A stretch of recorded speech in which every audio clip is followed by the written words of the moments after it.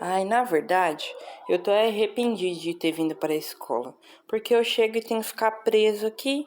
Eu queria mesmo andar lá fora e jogar vôlei com os meus amigos, com o Chico Telha, com o Carlos da Escadinha.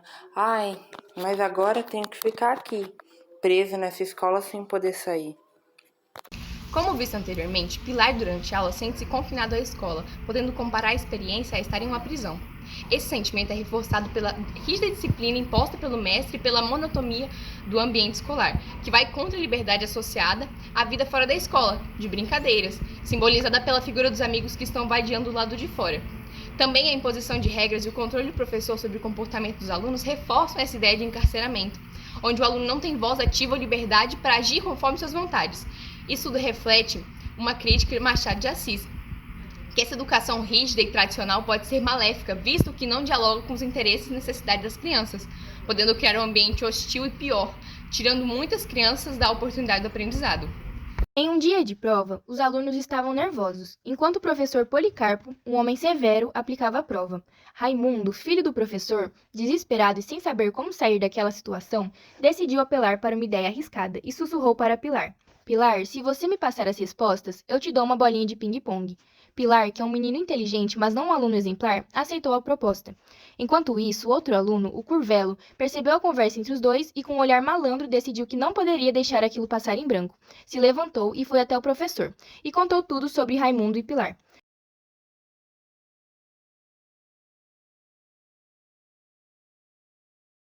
O professor imediatamente levantou-se e interrompeu a prova, pegando-as muito bravo, e recolheu a bolinha de ping-pong de Pilar.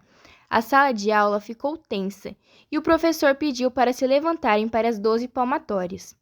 A punição começou por Raimundo.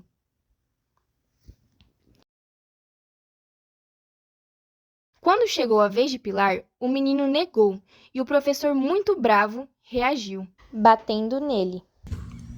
No Conto de Escola de Machado de Assis, o autor aborda o tema sobre o autoritarismo da figura do professor e como esse poder afeta a relação com os alunos. A história é narrada por um menino chamado Pilar, que reflete sobre sua experiência em uma sala de aula no século XIX, onde o professor é uma figura de autoridade rígida e muitas vezes impositiva. O autoritarismo do professor é representado pelo medo que ele impõe, usando punições físicas e verbais para manter a ordem. O aluno não é visto como alguém com autonomia para questionar ou participar ativamente de sua própria educação, mas sim como um sujeito passivo que deve obedecer sem contestar. Esse controle rígido desestimula a curiosidade e a criatividade, limitando o conhecimento e o pensamento crítico. Trazendo essa análise para a sociedade atual, a gente pode perceber que, embora o autoritarismo nas escolas tenha sido amplamente criticado e combatido, ele ainda pode existir em outras formas, como em sistemas educacionais, onde ainda se vê uma valorização excessiva da disciplina e do controle sobre a liberdade de pensamento. Muitos alunos continuam sendo pressionados a seguir padrões rígidos, com pouca margem para desenvolverem suas próprias ideias e personalidades. Machado de Assis, ao retratar esse cenário, também questiona as relações de poder e como elas podem afetar o crescimento humano. Na sociedade moderna, esse questionamento pode ser ampliado para outras esferas, como o ambiente de trabalho, o governo e instituições em geral.